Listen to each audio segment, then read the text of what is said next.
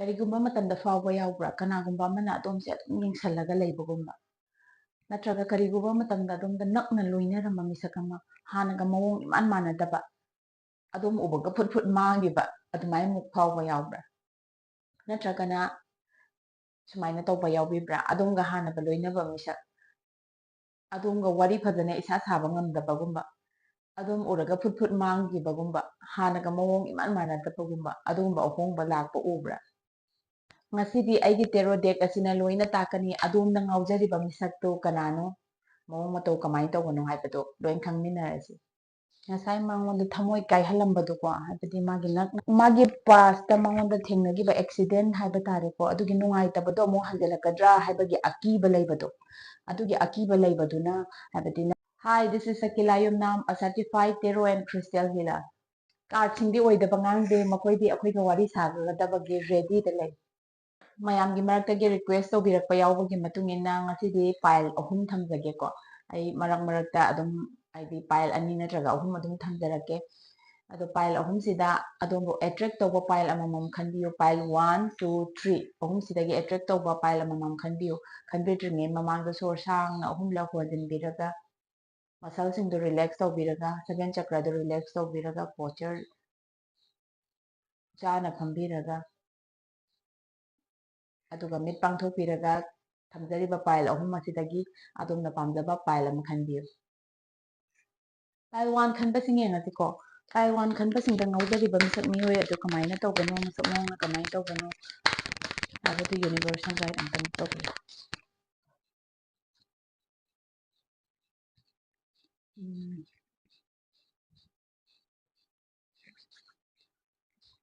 pile number 1 ꯈꯟꯕꯁꯤꯡ ꯑꯗꯣꯝꯗ ꯉꯥꯎꯖꯔꯤꯕ ꯍꯥꯏꯕꯗꯤ ꯑꯗꯣꯝꯅ ꯉꯥꯎꯖꯕ ꯅꯠꯇꯕ ꯑꯗꯣꯝꯅ ꯀ꯭ꯔꯁ ꯑꯣꯏꯕꯒꯤꯗꯤ ꯃꯌꯥꯝ ꯌꯦꯡꯈ꯭ꯔꯦꯀꯣ ꯍꯟꯗꯛꯁꯤꯅ ꯑꯗꯣꯝꯗ ꯉꯥꯎꯖꯜꯂꯛꯄꯒꯤ ꯃꯇꯥꯡꯗꯅꯤꯀꯣ ꯑꯗꯣꯝꯗ ꯉꯥꯎꯖꯜꯂꯛꯄꯁꯦ ꯍꯥꯟꯅꯗꯒꯤ ꯄꯥꯁꯇꯒꯤ ꯑꯗꯣꯝꯗ ꯑꯗꯨꯝ ꯈꯟꯖꯔ ꯂꯩꯕ ꯍꯥꯏꯕꯗꯤ ꯆꯥꯏꯜꯍꯨꯗꯇꯒꯤ ꯈꯪꯅꯔꯛꯄ ꯃꯤꯁꯛ ꯃꯇꯝ ꯁꯥꯡꯅꯗꯒꯤ ꯍꯥꯏꯇꯥꯔꯦ ꯍꯥꯏꯗꯤ ꯐꯦꯃꯤꯂꯤ ꯐ꯭ꯔꯦꯟꯕꯨ ꯑꯣꯏꯕ ꯌꯥꯏꯀꯣ ꯐꯦꯃꯤꯂꯤ ꯐ꯭ꯔꯦꯟꯕꯨ ꯑꯣꯏꯕ ꯌꯥꯏ ꯅꯠꯇ꯭ꯔꯒꯅ ꯑꯗꯣꯝꯒꯤ ꯂꯩꯀꯥꯏꯒꯤ ꯑꯣꯏꯕ ꯌꯥꯏ ꯅꯠꯇ꯭ꯔꯒꯅ ꯁ꯭ꯀꯨꯜ ꯀꯣꯂꯦꯖꯀꯨꯝꯕꯗꯒꯤꯁꯨ ꯑꯣꯏꯕ ꯌꯥꯏꯀꯣ ꯃꯇꯝ ꯁꯥꯡꯅꯗꯒꯤ ꯈꯪꯅꯔꯛꯄ ꯑꯌꯥꯝꯕꯅ ꯆꯥꯏꯜꯍꯨꯗꯇꯒꯤ ꯈꯪꯅꯔꯛꯄ ꯑꯗꯨꯃꯥꯏꯅ ꯎꯠꯂꯤꯀꯣ ꯑꯗꯨꯃꯥꯏꯅ ꯈꯪꯅꯔꯛꯄꯅ ꯑꯗꯣꯝꯁꯦ ꯀ꯭ꯔꯁ ꯇꯧꯔꯤ ꯌꯥꯝ ꯅꯨꯡꯁꯤꯔꯤ ꯍꯧꯖꯤꯛꯁꯨ ꯑꯗꯨꯝ ꯈꯟꯕ ꯂꯦꯞꯇ꯭ꯔꯤꯀꯣ ꯑꯗꯣꯝꯅ ꯈꯪꯉꯝꯗꯕ ꯌꯥꯏ ꯅꯠꯇ꯭ꯔꯒ ꯈꯪꯉꯝꯕꯁꯨ ꯌꯥꯏꯀꯣ ꯑꯗꯣꯝꯒ ꯃꯔꯨꯞ ꯑꯣꯏꯅ ꯂꯣꯏꯅꯔꯝꯕꯁꯨ ꯌꯥꯏ ꯍꯧꯖꯤꯛ ꯑꯗꯨꯝ ꯍꯥꯏ ꯍꯜꯂꯣ ꯇꯧꯅꯔꯒ ꯃꯔꯨꯞ ꯑꯣꯏꯅ ꯑꯗꯨꯝ ꯈꯪꯅꯔꯛꯄꯒꯤꯀꯣ ꯆꯥꯏꯜꯍꯨꯗ ꯐ꯭ꯔꯦꯟ ꯑꯣꯏꯅ ꯑꯗꯨꯃꯥꯏꯅ ꯂꯣꯏꯅꯔꯝꯕꯁꯨ ꯌꯥꯏ ꯇꯧꯕꯇꯕꯨ ꯃꯥꯅ ꯁꯣꯝꯕꯨ ꯌꯥꯝ ꯉꯥꯎꯖꯩꯀꯣ ꯍꯥꯏꯕꯗꯤ ꯑꯩꯒꯤ ꯀꯥꯔꯗꯁꯤꯕꯨ ꯌꯦꯡꯕꯤꯔꯤꯕ ꯅꯨꯄꯤ ꯑꯣꯏꯔꯒꯅ ꯁꯣꯝꯒꯤ ꯆꯥꯏꯜꯍꯨꯗꯇꯒꯤ ꯂꯣꯏꯅꯔꯤꯕ ꯑꯗꯣꯝꯅ ꯑꯗꯨꯝ ꯂꯣꯏꯅꯕꯅꯤꯅ ꯑꯗꯨꯝ ꯈꯪꯁꯨ ꯈꯪꯉꯝꯅꯤꯀꯣ ꯃꯥꯏ ꯃꯑꯣꯡ ꯃꯇꯧꯗ ꯅꯨꯄꯥꯗꯨꯅ ꯑꯗꯣꯝꯕꯨ ꯍꯧꯖꯤꯛꯁꯨ ꯑꯗꯨꯝ ꯈꯟꯖꯔꯤꯀꯣ ꯐ꯭ꯔꯦꯟꯅꯤ ꯍꯥꯏꯔꯒꯗꯤ ꯂꯣꯏꯅꯔꯤꯕ ꯑꯗꯨꯁꯨ ꯌꯥꯝꯅ ꯅꯉꯣꯟꯗ ꯉꯥꯎꯖꯕ ꯅꯪꯅ ꯉꯥꯡꯊꯣꯔꯛꯄ ꯈꯨꯗꯤꯡ ꯑꯗꯒꯤ ꯄꯣꯠ ꯈꯨꯗꯤꯡ ꯊꯕꯛ ꯑꯝꯇ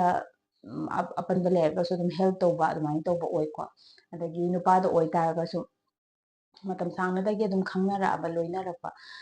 ꯑꯗꯨꯃꯥꯏꯅ ꯍꯥꯏꯗꯤ ꯂꯩꯀꯥꯏꯒꯤ ꯏꯃꯥꯟꯅꯕꯤ ꯑꯣꯏꯕ ꯌꯥꯏ ꯅꯠꯇ꯭ꯔꯒ ꯁ꯭ꯀꯨꯜꯗꯒꯤ ꯏꯃꯥꯟꯅꯕꯤ ꯑꯣꯏꯕ ꯌꯥꯏꯀꯣ ꯃꯇꯝ ꯁꯥꯡꯅꯗꯒꯤ ꯀꯣꯂꯦꯖ ꯐꯥꯎꯕ ꯄꯨꯜꯂꯛꯄ ꯏꯃꯥꯟꯅꯕꯤ ꯑꯗꯨꯃꯥꯏꯅ ꯑꯣꯏꯕ ꯌꯥꯏꯀꯣ ꯑꯗꯨꯅ ꯂꯣꯏꯗꯤ ꯂꯣꯏꯅꯔꯤꯀꯣ ꯑꯗꯨꯒ ꯅꯪꯉꯣꯟꯗ ꯑꯗꯨꯝ ꯉꯥꯎꯖꯕꯁꯦ ꯅꯪꯒꯤ ꯃꯑꯣꯡ ꯃꯇꯧ ꯑꯗꯒꯤ ꯅꯪꯅ ꯉꯥꯡꯊꯣꯔꯛꯄ ꯑꯗꯨꯝ ꯉꯥꯎꯖꯕ ꯃꯇꯝ ꯈꯨꯗꯤꯡꯃꯛꯇ ꯍꯥꯏꯗꯤ ꯅꯪꯒꯤꯗꯃꯛꯇ ꯑꯦꯚꯥꯏꯂꯦꯕꯜ ꯑꯗꯨꯝ ꯑꯣꯏꯕꯗꯣ ꯑꯗꯨꯃꯥꯏꯅ ꯑꯣꯏꯌꯦꯕꯀꯣ ꯑꯗꯨꯒ ꯇꯧꯕꯇꯕꯨ ꯍꯥꯏꯗꯤ ꯁꯣꯝꯅ ꯉꯥꯎꯖꯔꯤꯕ ꯃꯤꯁꯛꯁꯦ ꯀꯃꯥꯏꯅ ꯍꯥꯏꯅꯤ ꯔꯤꯛꯁ ꯂꯧꯕ ꯀꯤꯗꯕ ꯑꯗꯨꯒꯨꯝꯕ ꯃꯤꯁꯛ ꯑꯃꯗꯤ ꯑꯣꯏ ꯍꯥꯏꯕꯗꯤ ꯀꯩꯅꯣꯝꯃ ꯈꯣꯡ ꯊꯥꯡꯖꯤꯟꯒꯦ ꯇꯧꯔꯁꯨ ꯁꯤꯗꯒꯤ ꯀꯔꯤ ꯑꯥꯎꯠꯀꯝ ꯂꯥꯛꯀꯅꯤ ꯍꯥꯏꯗꯤ ꯁꯤꯁꯤꯅ ꯌꯥꯝꯅ ꯗꯦꯟꯖꯔ ꯑꯣꯏꯕ ꯈꯣꯡꯊꯥꯡ ꯑꯣꯏꯗꯣꯏꯔꯥ ꯅꯠꯇ꯭ꯔꯒ ꯑꯣꯏꯔꯣꯏꯗꯣꯏꯔꯥ ꯑꯗꯨꯃꯥꯏꯅꯒ ꯍꯥꯏꯕ ꯀꯩꯝ ꯈꯟꯗꯕꯗꯣ ꯔꯤꯛꯁ ꯂꯧꯕꯗ ꯀꯤꯗꯕ ꯃꯤꯁꯛꯇꯣ ꯑꯗꯨꯃꯥꯏꯅꯗꯤ ꯑꯣꯏꯀꯣ ꯂꯣꯌꯦꯜꯗꯤ ꯑꯣꯏꯀꯣ ꯂꯣꯌꯦꯜꯗꯤ ꯑꯣꯏ ꯊꯃꯣꯏ ꯌꯥꯝꯅ ꯁꯦꯡꯕ ꯃꯤꯁꯛ ꯑꯗꯨꯃꯥꯏꯅꯗꯤ ꯑꯣꯏ ꯊꯃꯣꯏ ꯁꯦꯡꯕꯅꯤꯅꯅꯦ ꯃꯉꯣꯟꯗ ꯍꯥꯏꯗꯤ ꯂꯣꯏꯅꯕ ꯃꯤꯁꯛ ꯑꯗꯨ ꯑꯇꯣꯞꯄꯅ ꯕꯤꯇ꯭ꯔꯦꯒꯨꯝꯕ ꯇꯧꯕꯤꯕ ꯍꯥꯏꯕꯗꯤ ꯇꯨꯡꯗ ꯊꯥꯡꯅ ꯊꯤꯜꯂꯛꯄ ꯍꯥꯏꯇꯥꯔꯦ ꯊꯥꯖꯗꯕ ꯃꯤꯅ ꯁꯨꯃꯥꯏꯅ ꯍꯥꯏꯁꯦ ꯑꯅꯛꯄ ꯃꯤꯅ ꯑꯣꯏꯗꯣꯏꯅꯤꯀꯣ ꯑꯅꯛꯄ ꯍꯥꯏꯗꯤ ꯃꯤꯅ ꯑꯗꯨꯃꯥꯏꯅ ꯃꯥꯒꯤ ꯂꯣꯌꯦꯜ ꯑꯣꯏꯃꯟꯕ ꯍꯥꯏꯗꯤ ꯆꯝꯖꯕꯁꯦ ꯁꯤꯁꯤꯗ ꯍꯥꯏꯗꯤ ꯃꯤꯅ ꯈꯨꯗꯣꯡꯆꯥꯕ ꯂꯧꯕꯤꯕ ꯑꯗꯨꯃꯥꯏꯅ ꯇꯧꯕꯁꯨ ꯑꯗꯨꯃꯥꯏꯅ ꯑꯗꯨꯝ ꯑꯣꯏꯌꯦꯕꯀꯣ ꯄꯥꯏꯜ ꯅꯝꯕꯔ 1 ꯈꯟꯕꯁꯤꯡ ꯄꯥꯏꯜ 1 ꯈꯟꯕꯁꯤꯡ ꯃꯍꯥꯛꯇꯒꯤ ꯑꯗꯣꯝꯒꯤ ꯄ꯭ꯔꯄꯣꯁ ꯇꯧꯔꯛꯀꯗ꯭ꯔꯥ ꯍꯥꯏꯕꯗꯨ ꯌꯦꯡꯁꯤꯀꯣ ꯄꯥꯏꯜ 1 ꯈꯟꯕꯁꯤꯡ ꯍꯥꯏꯔꯤꯕ ꯃꯤꯁꯛ ꯑꯁꯤꯅ ꯄ꯭ꯔꯄꯣꯁ ꯂꯥꯛꯀꯗ꯭ꯔꯥ ꯅꯛꯄꯁꯤꯗ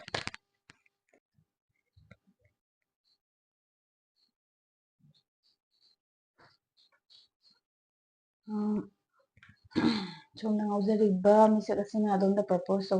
ꯇꯧꯔꯒ ꯍꯥꯟꯅ ꯁꯣꯝꯗꯗꯤ ꯑꯗꯨꯝ ꯃꯥꯒꯤ ꯏꯪꯒꯤꯠ ꯏꯅꯥꯗ ꯑꯗꯨꯃꯥꯏꯅ ꯈꯪꯍꯟꯕꯗꯤ ꯂꯩꯈ꯭ꯔꯦꯀꯣ ꯃꯥꯒꯤ ꯏꯪꯒꯤꯠ ꯏꯅꯥꯗ ꯍꯥꯏꯕꯗꯤ ꯃꯥꯅ ꯈꯟꯖꯩ ꯉꯥꯎꯖꯩꯁꯦ ꯁꯨꯝ ꯀꯨꯏꯅ ꯂꯣꯏꯅꯔꯛꯄ ꯑꯣꯏꯕꯅꯤꯅ ꯍꯥꯏꯗꯣꯛꯄꯗꯤ ꯉꯝꯗꯕꯀꯣ ꯍꯥꯏꯗꯣꯛꯄ ꯉꯝꯗ ꯇꯥꯔꯒꯁꯨ ꯃꯥꯒꯤ ꯑꯦꯛꯁꯟꯅ ꯑꯗꯨꯝꯗꯤ ꯈꯪꯍꯜꯂꯤꯀꯣ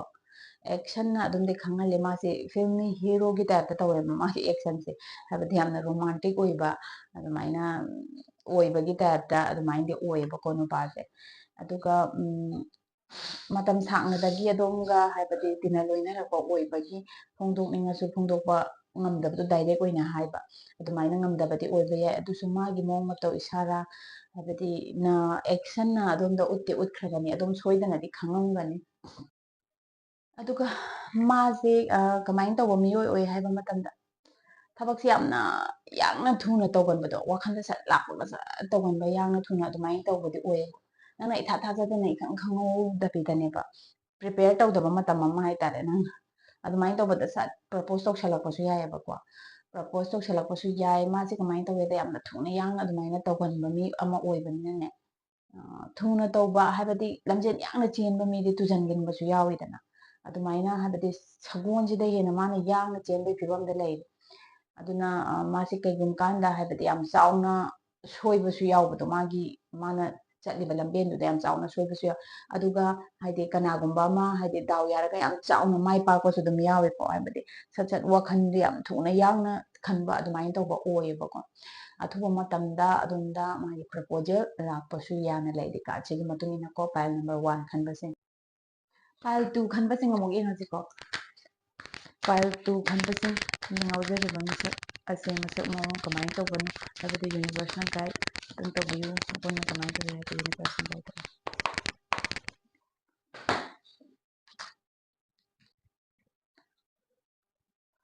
ꯄꯥꯏꯜ ꯅꯝꯕꯔ 2 ꯈꯟꯕꯁꯤꯡ ꯑꯗꯣꯝꯗ ꯉꯥꯎꯖꯔꯤꯕ ꯃꯤꯁꯛꯁꯦ ꯁꯤꯅ ꯑꯗꯣꯝꯗ ꯍꯥꯏꯕꯗꯤ ꯑꯦꯖ ꯑꯣꯐ ꯋꯥꯟ ꯂꯥꯛꯑꯦ ꯃꯥꯅ ꯅꯪꯉꯣꯟꯗ ꯉꯥꯎꯖꯩꯌꯦꯅ ꯈꯪꯍꯟꯕꯒꯤ ꯑꯦꯛꯁꯟ ꯍꯧꯈꯤꯕꯁꯦ ꯑꯦꯛꯁꯟꯗꯨ ꯌꯥꯝ ꯆꯥꯎꯕ ꯑꯦꯛꯁꯟ ꯑꯣꯏꯔꯝꯗꯕ ꯌꯥꯏꯀꯣ ꯑꯗꯣ ꯃꯥꯒꯤ ꯑꯦꯛꯁꯟꯗꯨꯗꯤ ꯎꯠꯄ ꯍꯧꯈ꯭ꯔꯦꯕꯀꯣ ꯔꯤꯁꯦꯟꯠꯂꯤ ꯏꯀꯨꯏ ꯀꯨꯏꯗꯕꯤꯗ ꯑꯣꯏ ꯇꯥꯔꯒꯁꯨ ꯍꯥꯏꯗꯤ ꯁꯣꯝꯅ ꯁꯣꯏꯗꯅ ꯈꯪꯉꯝꯃꯅꯤ ꯁꯣꯝꯅ ꯉꯥꯎꯖꯔꯛꯄ ꯃꯤꯗꯨꯒꯤ ꯄ꯭ꯔꯄꯣꯖꯦꯜ ꯂꯥꯛꯄ ꯅꯠꯇ꯭ꯔꯒ ꯍꯥꯏꯗꯤ ꯃꯃꯥꯟꯅꯕꯁꯤꯡꯗꯕꯨ ꯑꯣꯏꯔꯣꯀꯣ ꯑꯅꯛꯄ ꯀꯅꯥꯒꯨꯝꯕꯗ ꯈꯪꯍꯜꯂꯛꯄ ꯅꯠꯇ꯭ꯔꯒ ꯑꯗꯣꯝꯗ ꯌꯥꯝ ꯇꯣꯏꯅ ꯍꯥꯏꯗꯤ ꯋꯥꯔꯤꯒꯨꯝꯕ ꯁꯥꯔꯛꯄ ꯈꯪꯅꯁꯤꯜꯂꯛꯄ ꯍꯧꯕ ꯑꯗꯨꯃꯥꯏꯅ ꯇꯧꯕ ꯁꯣꯏꯗꯅ ꯇꯧꯔꯝꯃꯒꯅꯤ ꯀꯩꯒꯤꯅꯣ ꯍꯥꯏꯕꯗ ꯃꯥꯒꯤ ꯑꯦꯛꯁꯟꯗꯤ ꯎꯠꯄ ꯍꯧꯈ꯭ꯔꯦꯀꯣ ꯀꯥꯔꯠꯁꯤꯗ ꯑꯗꯣꯝꯗ ꯉꯥꯎꯖꯔꯤꯕ ꯃꯤꯁꯛ ꯑꯁꯤꯅ ꯑꯗꯨꯒ ꯑꯗꯣꯝꯗ ꯉꯥꯎꯖꯔꯤꯕ ꯃꯤꯁꯛ ꯑꯁꯤ ꯀꯤꯡ ꯑꯣꯐ ꯁꯣꯔꯠꯁ ꯌꯥꯝꯅ ꯍꯥꯏꯗꯤ ꯕꯨꯙꯤ ꯂꯧꯁꯤꯡ ꯂꯩꯕ ꯑꯗꯨꯃꯥꯏꯅ ꯇꯧꯕ ꯃꯤꯑꯣꯏ ꯑꯃꯗꯤ ꯑꯣꯏꯀꯣ ꯃꯥꯁꯦ ꯍꯥꯏꯕꯗꯤ ꯏꯃꯣꯁꯟꯗꯩꯗꯤ ꯂꯣꯖꯤꯛ ꯊꯤꯡꯀꯤꯡꯅ ꯍꯦꯟꯅ ꯈꯟꯕꯗꯣ ꯑꯗꯨꯒꯨꯝꯕ ꯃꯤꯑꯣꯏ ꯑꯃꯗꯤ ꯑꯣꯏꯌꯦꯕꯀꯣ ꯌꯥꯝꯅ ꯍꯩꯅ ꯁꯤꯡꯕ ꯍꯩꯕ ꯁꯤꯡꯕ ꯍꯥꯏꯗꯤ ꯃꯤꯅ ꯍꯦꯟꯖꯟꯕ ꯌꯥꯗꯕ ꯑꯗꯨꯒꯨꯝꯕ ꯃꯤꯁꯛ ꯑꯃꯗꯤ ꯑꯣꯏ ꯑꯗꯨꯒ ꯆꯨꯡ ꯐꯤꯔꯥꯟ ꯆꯥꯕ ꯌꯦꯡꯕꯗ ꯅꯨꯡꯉꯥꯏꯕ ꯑꯗꯨꯝ ꯅꯨꯄꯤ ꯑꯃꯁꯨ ꯑꯣꯏꯀꯣ ꯑꯗꯨꯒ ꯃꯤꯁꯛ ꯑꯁꯤ ꯏꯀꯨꯏ ꯀꯨꯏꯗꯕꯤꯗ ꯃꯥꯅ ꯊꯥꯖꯖꯕ ꯍꯥꯏꯗꯤ ꯃꯔꯨꯞ ꯃꯄꯥꯡꯅꯅꯤ ꯈꯪꯗꯦ ꯑꯗꯨꯒ ꯃꯥꯒ ꯈꯪꯅꯔꯝꯕꯅꯅꯤ ꯈꯪꯗꯦ ꯃꯉꯣꯟꯗ ಮಿನಂಬಿರಂಬ ꯑꯗꯨꯃꯥꯏꯅ ꯇꯧꯕ ꯍꯥꯏꯕꯗꯤ ꯏꯀꯨꯏ ꯀꯨꯏꯗꯕꯤꯗ ꯊꯦꯡꯅꯈ꯭ꯔꯦꯀꯣ ಮಿನಂಬಿರಂಬ ꯑꯗꯨꯃꯥꯏꯅ ꯇꯧꯕ ꯊꯦꯡꯅꯈ꯭ꯔꯒ ꯃꯥꯁꯤ ꯋꯥꯈꯜ ꯅꯨꯡꯉꯥꯏꯇꯅ ꯂꯩꯔꯤꯉꯩꯁꯤꯗ ꯑꯁꯣꯝꯁꯤꯗ ꯃꯥꯅ ꯉꯥꯎꯖꯔꯒ ꯑꯁꯣꯝꯁꯤꯅ ꯃꯥꯒꯤ ꯔꯦ ꯑꯣꯐ ꯍꯣꯞꯁꯦ ꯑꯣꯏꯔꯒ ꯂꯥꯛꯏꯅꯦꯕꯀꯣ ꯑꯁꯣꯝꯁꯦ ꯃꯥꯒꯤ ꯔꯦ ꯑꯣꯐ ꯍꯣꯞꯁꯦ ꯑꯣꯏꯔꯒ ꯂꯥꯛꯑꯦꯕꯀꯣ ꯑꯗꯣ ꯑꯁꯣꯝꯗ ꯃꯥꯅ ꯌꯥꯝꯅ ꯀꯟꯅ ꯉꯥꯎꯈꯠꯄꯒꯤ ꯇꯥꯟꯖꯥ ꯑꯃꯗ ꯌꯥꯝꯅ ꯉꯥꯎꯖꯕꯒꯤ ꯇꯥꯟꯖꯥ ꯑꯃꯗ ꯂꯩ ꯍꯧꯖꯤꯛꯀꯤ ꯄꯥꯏꯜ ꯅꯝꯕꯔ 2 ꯈꯟꯕꯁꯤꯡꯀꯣ ꯄꯥꯏꯜ ꯅꯝꯕꯔ 2 ꯈꯟꯕꯁꯤꯡ ꯑꯗꯣꯝꯗ ꯉꯥꯎꯖꯔꯤꯕ ꯃꯤꯁꯛ ꯑꯁꯤꯅ ꯑꯗꯣꯝꯗ ꯄ꯭ꯔꯄꯣꯁ ꯇꯧꯔꯛꯀꯗ꯭ꯔꯥ ꯑꯊꯨꯕꯗ ꯍꯥꯏꯕꯁꯤ ꯌꯦꯡꯃꯤꯟꯅꯁꯤꯀꯣ ꯄꯥꯏꯜ ꯅꯝꯕꯔ 2 ꯈꯟꯕꯁꯤꯡ ꯃꯤꯁꯛ ꯑꯁꯤꯅ ꯑꯗꯣꯝꯗ propose ꯇꯧꯔꯛꯀꯗ꯭ꯔꯥ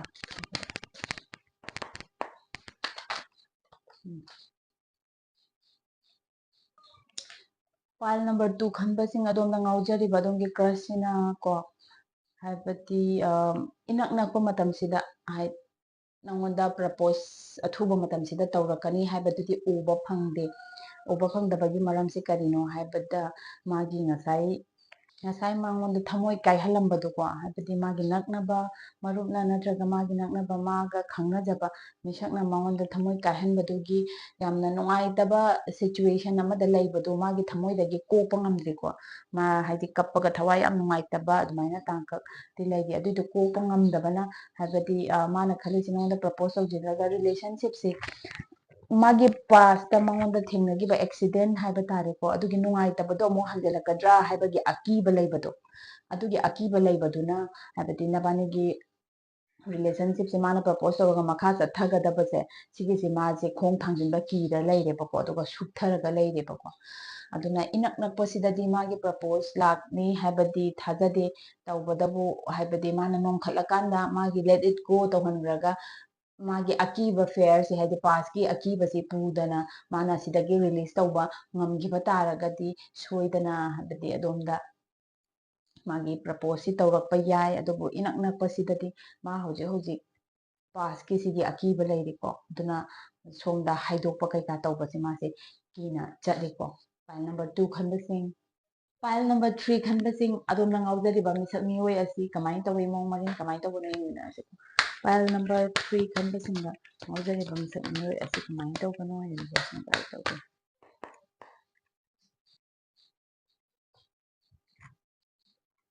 file number 3 khanbasing ko file number 3 khanbasing adomda hoji hoji ngaujariba misak mioi si nupida oiragana adomna ngaujariba nupase kidang chahi laisalaba senior oiraba misak adumaina oiko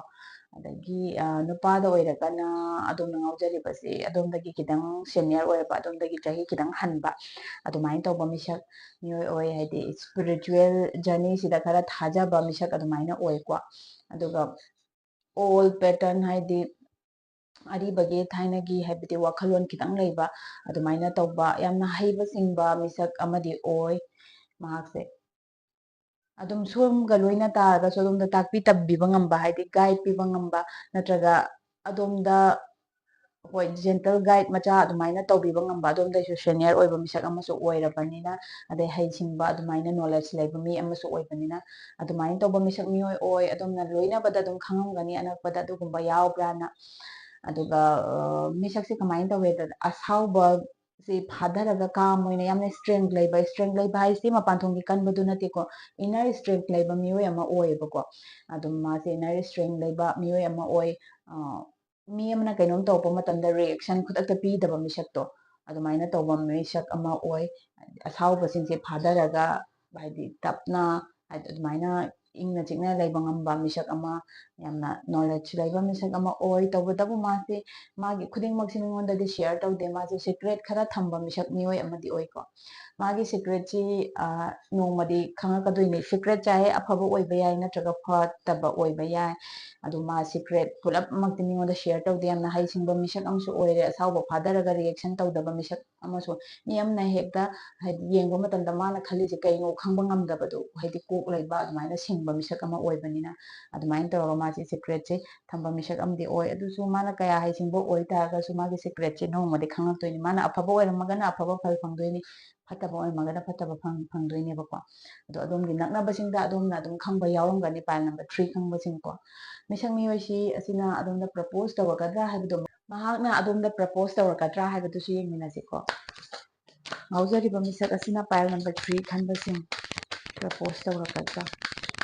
universe na guide tawde propose tawragadra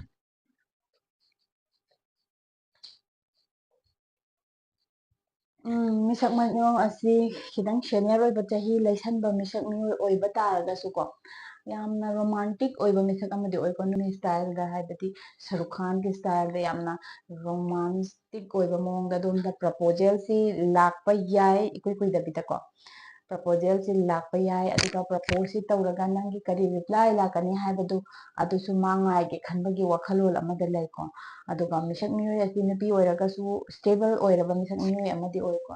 senthumgi matangda oiragasu adagi family oiragasu stable oiraba kitang phaba adumaina tawba family ama oiko aduga magi chahidugi wafam natana mase yamna adomna sat loinaba matamda loina nunggadaba yamna attract tawba mawong amagi type adomda proposal se lakani haibagi adumaina utliko inak nakpa sida anakpa sida haibadi hojik anakpa present sida oiba yai natraga lapa bida 2 years ki manungda magi propose soidana adomda lakani ko misak mioi sigi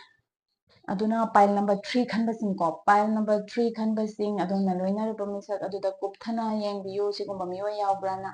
ꯑꯗꯣꯝꯅ ꯂꯣꯏꯅꯔꯤꯕ ꯃꯤ ꯍꯥꯏꯗꯤ ꯑꯅꯛꯄꯗ ꯂꯩꯕ ꯅꯠꯇ꯭ꯔꯒ ꯑꯗꯣꯝꯅ ꯀꯣꯂꯦꯖꯇ ꯑꯣꯏꯒꯦꯔꯥ ꯅꯠꯇ꯭ꯔꯒ click ꯂꯩꯗꯅ ꯑꯣꯐꯤꯁꯀꯨꯝꯕꯗ ꯑꯣꯏꯒꯦꯔꯥ ꯍꯥꯏꯐꯦꯠ ꯌꯦꯡꯕꯤꯌꯨ ꯑꯗꯨꯝ ꯈꯪꯉꯝꯒꯅꯤ ꯑꯗꯣꯝꯅꯗꯤ ꯍꯦꯟꯅ ꯈꯪꯉꯝꯒꯅꯤ ꯍꯥꯏꯗꯤ ꯑꯊꯨꯕ ꯃꯇꯝꯗ ꯌꯥꯝꯃꯕꯤꯗ ꯆꯍꯤ 2 ꯐꯥꯎꯕꯒꯤ ꯃꯅꯨꯡꯗ ꯍꯥꯏꯇꯥꯔꯦ ꯃꯥꯒꯤ ꯄ꯭ꯔꯄꯣꯖꯦꯜ ꯁꯣꯏꯗꯅ ꯂꯥꯛꯀꯅꯤ ꯌꯥꯝꯅ ꯔꯣꯃꯥꯟꯇꯤꯛ ꯑꯣꯏꯕ ꯃꯑꯣꯡꯗꯁꯨ ꯇꯧꯔꯛꯀꯅꯤ ꯄ꯭ꯔꯄꯣꯖꯦꯜꯁꯦꯀꯣ ꯑꯗꯨꯗꯤ ꯁꯤꯅ ꯄꯥꯏꯜ ꯅꯝꯕꯔ 3 ꯈꯟꯕꯁꯤꯡꯒꯤꯀꯣ ꯑꯩꯒꯤ ꯚꯤꯗꯤꯑꯣꯁꯤꯡ ꯑꯁꯤꯅ ꯑꯗꯣꯝꯗ ꯖꯦꯟꯇꯜ ꯒꯥꯏꯗ ꯃꯆꯥ ꯑꯃꯃꯝ ꯄꯤ ꯑꯗꯣꯝꯒꯤ ꯂꯥꯏꯐꯀꯤ ꯁ꯭ꯄꯤꯔꯤꯆꯨꯋꯦꯜ ꯖꯔꯅꯤ ꯑꯗꯨꯗ ꯈꯟꯕꯤꯕ ꯇꯥꯔꯒꯗꯤ ꯁꯕꯁꯀ꯭ꯔꯥꯏꯕ ꯇꯧꯕꯤꯕ ꯀꯥꯎꯕꯤꯒꯅꯨ ꯑꯗꯨꯒ ꯀꯅꯥꯒꯨꯝꯕ ꯑꯁꯤꯒꯨꯝꯕ ꯒꯥꯏꯗꯦꯟꯁꯀꯤ ꯃꯊꯧ ꯇꯥꯔꯕ ꯃꯔꯨꯞ ꯃꯄꯥꯡꯁꯤꯡ ꯏꯃꯥ ꯏꯆꯥ ꯏꯆꯤꯜ ꯏꯅꯥꯎ ꯐꯦꯃꯤꯂꯤꯁꯤꯡ ꯃꯔꯛꯇ ꯌꯥꯎꯕꯤꯕ ꯇꯥꯔꯒꯗꯤ ꯚꯤꯗꯤꯑꯣꯁꯤꯡ ꯑꯁꯤꯕꯨ ꯁꯤꯌꯔ ꯇꯧꯕ ꯀꯥꯎꯕꯤꯒꯅꯨ ꯑꯗꯨꯒ ꯑꯩꯒꯤ ꯚꯤꯗꯤꯑꯣ ꯑꯅꯧꯕ ꯂꯥꯛꯄ ꯈꯨꯗꯤꯡ ꯑꯗꯣꯝꯗ ꯒꯥꯏꯗ ꯃꯆꯥ ꯑꯃꯃꯝ ꯄꯤꯅꯕꯒꯤꯗꯃꯛꯇ ꯅꯣꯇꯤꯐꯤꯀꯦꯁꯟ ꯕꯦꯜ ꯅꯝꯕꯁꯨ ꯀꯥꯎꯕꯤꯒꯅꯨ ꯑꯗꯨꯒ ꯑꯗꯣꯝꯅ ꯄꯥꯔꯁꯣꯅꯦꯜ ꯔꯤꯗꯤꯡ ꯄꯥꯝꯕꯤ ꯇꯥꯔꯒꯗꯤ ꯍꯥꯏꯕꯗꯤ ꯐꯥꯏꯅꯥꯟꯁꯤꯌꯦꯜꯂꯤꯗ ꯀꯔꯤ ꯕ꯭ꯂꯣꯀꯦꯠꯁ ꯂꯩ ꯀꯔꯤ ꯑꯄꯟ ꯑꯌꯦꯠꯄ ꯂꯩꯕꯒꯤꯗꯃꯛꯇ ꯑꯗꯣꯝꯒꯤ ꯅꯨꯡꯁꯤ ꯃꯔꯤ ꯑꯗꯨ ꯆꯦꯠꯁꯤꯟꯅꯗ꯭ꯔꯤꯕꯅꯣ ꯈꯪꯕꯤꯅꯤꯡꯕ ꯇꯥꯔꯒꯗꯤ ꯅꯠꯇ꯭ꯔꯒ ꯍꯦꯜꯠꯇ ꯀꯔꯤ ꯏꯁꯨ ꯂꯥꯛꯀꯅꯤ ꯅꯠꯇ꯭ꯔꯒ ꯍꯧꯖꯤꯛ ꯀꯔꯤ ꯏꯁꯨ ꯂꯩꯔꯤꯕꯒꯦ ꯈꯪꯅꯤꯡꯕ ꯇꯥꯔꯒꯗꯤ ꯑꯗꯨꯒ ꯃꯁꯤꯗꯒꯤ ꯀꯣꯛꯅꯕ ꯔꯦꯃꯦꯗꯤꯁꯅ ꯀꯔꯤ ꯂꯩ ꯈꯪꯅꯤꯡꯕ ꯇꯥꯔꯒꯗꯤ ꯑꯩꯒꯤ ꯃꯈꯥꯗ ꯄꯤꯖꯔꯤꯕ ꯗꯦꯁꯀ꯭ꯔꯤꯞꯁꯟꯗ ꯄꯤꯖꯔꯤꯕ ꯐꯣꯟ ꯅꯝꯕꯔ ꯑꯁꯤꯗ ꯀꯣꯟꯇꯦꯛ ꯇꯧꯕꯤꯔꯨ ꯑꯣꯐꯂꯥꯏꯟ ꯑꯣꯟꯂꯥꯏꯟ ꯑꯅꯤꯃꯛ ꯌꯥꯏ ꯅꯠꯇ꯭ꯔꯒ ꯑꯩꯒꯤ ꯁ꯭ꯇꯣꯔꯗ ꯂꯥꯛꯄꯤꯔꯒ ꯑꯩꯒ ꯎꯅꯕꯤꯕꯁꯨ ꯌꯥꯏ ꯑꯩꯒꯤ ꯑꯦꯗ꯭ꯔꯦꯁ ꯑꯩꯒꯤ ꯃꯈꯥꯒꯤ ꯗꯦꯁꯀ꯭ꯔꯤꯞꯁꯟꯗ ꯍꯥꯏꯖꯔꯝꯒꯦ ꯑꯁꯤ ꯍꯥꯏꯔꯒ ꯉꯁꯤꯒꯤꯗꯃꯛꯇꯗꯤ ꯀꯥꯏꯅꯅꯕ ꯌꯥꯊꯪ ꯅꯤꯖꯔꯤ ꯁ꯭ꯇꯦ ꯄꯣꯖꯤꯇꯤꯚ ꯀꯤꯞ ꯁꯥꯏꯅꯤꯡ